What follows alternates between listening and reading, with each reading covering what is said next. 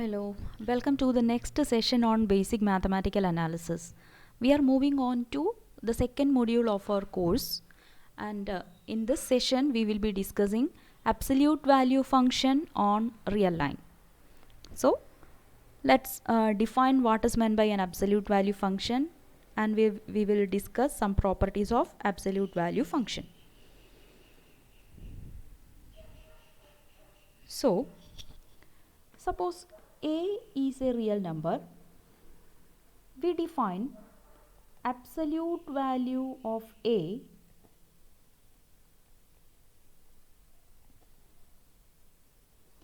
and we will denote it by mod a as absolute value of a is equal to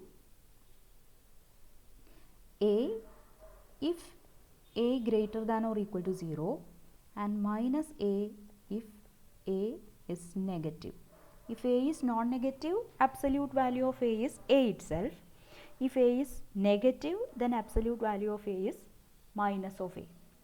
So by the definition, absolute value of 5 is 5 itself, absolute value of minus 5 is 5, absolute value of minus root 2 is root 2, then absolute value of 0.001 is that number itself.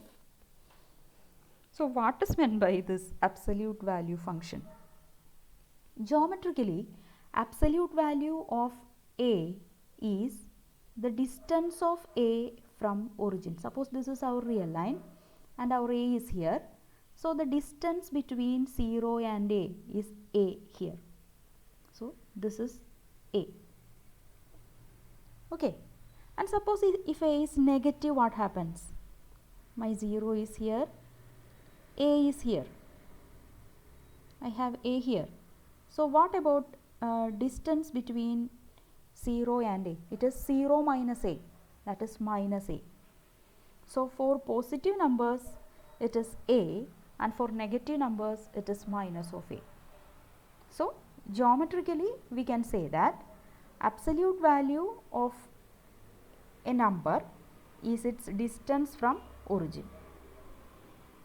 So absolute value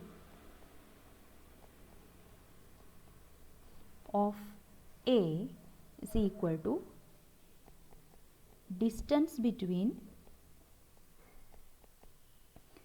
a and 0 on real line. So now we will prove some properties of absolute value function, and here we have the first theorem. The theorem says that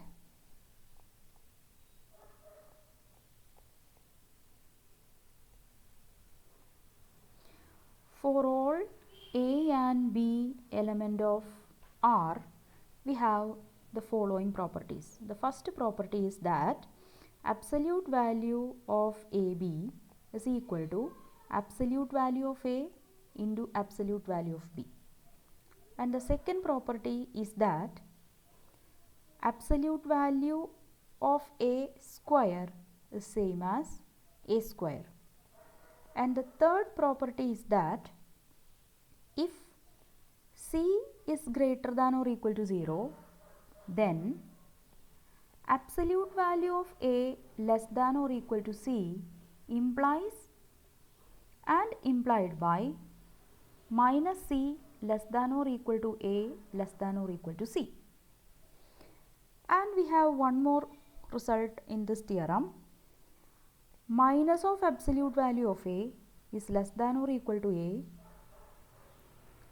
and it is less than or equal to absolute value of A. So first we will prove the first result. Absolute value of product of two real numbers is same as product of absolute value of those real numbers. Absolute value of AB equal to absolute value of A into absolute value of B. For that we will use trichotomy property. So for trichotomy property, suppose I am taking a element of R, then we have three chances. What are they? A less than 0,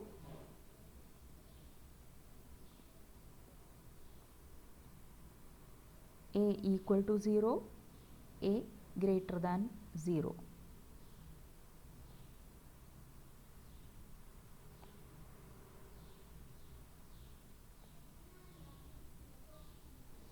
Suppose A is equal to 0, then we know that AB is equal to 0. Then absolute value of AB is also equal to 0. Okay. Also, if A is equal to 0, then we have absolute value of A is equal to 0. Then absolute value of A into absolute value of B is also equal to 0.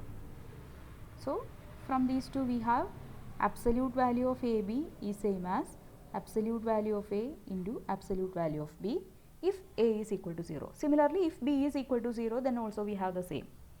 Now, we will assume that now we can take A not equal to 0 and B not equal to 0, because if A equal to 0 or B equal to 0, then certainly both sides of this equality will be 0. So, now I am taking A greater than 0 and B greater than 0.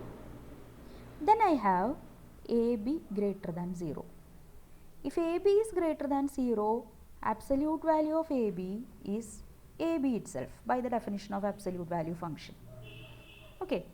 Also, A greater than 0 implies absolute value of A is equal to A itself. Similarly, B greater than 0 implies absolute value of B is equal to B itself. Okay. So, what is absolute value of A into absolute value of B? So, we have absolute value of A into absolute value of B is equal to AB, which is same as absolute value of AB. So, if both are positive, then the equality holds. Now, if A greater than 0 and B less than 0, we are considering all the possibilities. A greater than 0 means absolute value of A is equal to A itself. B less than 0 means absolute value of B is equal to minus B. Okay. Now, A greater than 0 and B less than 0 implies AB less than 0. Therefore, absolute value of AB is minus of AB. Okay. Now, absolute value of AB, we have this is minus of AB. I can write this as A into minus B. A can be written as absolute value of A and minus B can be written as absolute value of B. So, modulus of AB is mod A into mod B. Similarly, if A less than 0 and B greater than 0, what happens?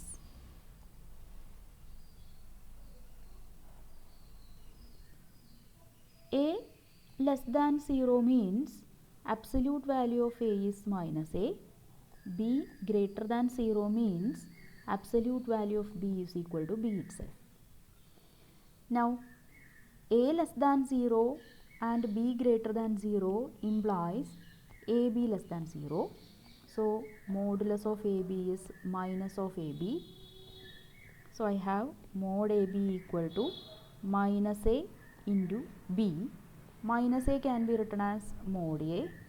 B can be written as mod B. So, in this case also modulus of AB equal to mod A into mod B. Now, what is the next possibility?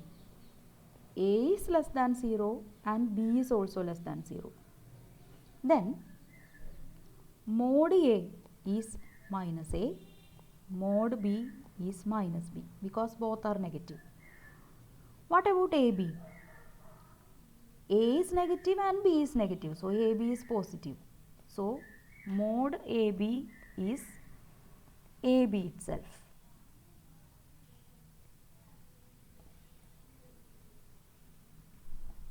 So, modulus of AB is equal to AB This can be written as minus a into minus b, which is mod a into mod b.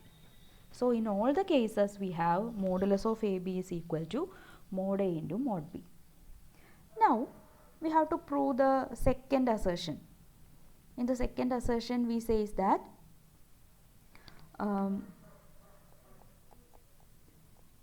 absolute value of A square is equal to A square itself. Okay, for that how can we prove this? Absolute value of A square, we have A square is always greater than or equal to 0. For any real number A square is always greater than or equal to 0. This means absolute value of A square is A square itself. Now I will apply the previous result. What is absolute value of A square? It is absolute value of A dot A.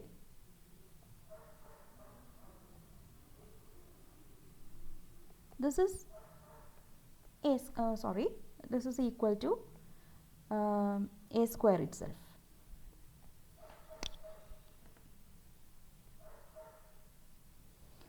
Now by the previous result, this is absolute value of A into absolute value of A. This is equal to A square, and this implies absolute value of A square is equal to A square itself. Now the third assertion, it states that if C is greater than 0, then mod A less than or equal to C implies and implied by minus C less than or equal to A less than or equal to C. For that, what is modulus of A? It is A if A greater than or equal to 0 minus A if A less than 0. So mod A less than or equal to C implies mod A is either A, this is less than or equal to C, and minus A less than or equal to C. We have both these. Now minus A less than or equal to C means if you multiply both sides with a minus 1, inequality will get reversed. So we have A greater than or equal to minus C. So I have A less than or equal to C, A greater than or equal to minus C. A greater than or equal to minus C can be written as minus C less than or equal to A. And here I have A less than or equal to C. So A less than or equal to C. So we have mod A less than or equal to C implies minus C less than or equal to A less than or equal to C. Now conversely, we are assuming that minus C less than or equal to A less than or equal to C. This implies minus C less than or equal to A and A less than or equal to C. So minus C less, if we multiply minus C less than or equal to A with a minus 1, we get C greater than or equal to minus A, and the second inequality is A less than or equal to C. So if you combine both, we will get minus C less than or equal to A less than or equal to C. So the reverse order is also. Now the fourth assertion, we can prove the fourth assertion as take C is equal to modulus of A in 3. So that we will get, we always have A less than or equal to mod A, because A can be negative or positive and mod A is always positive.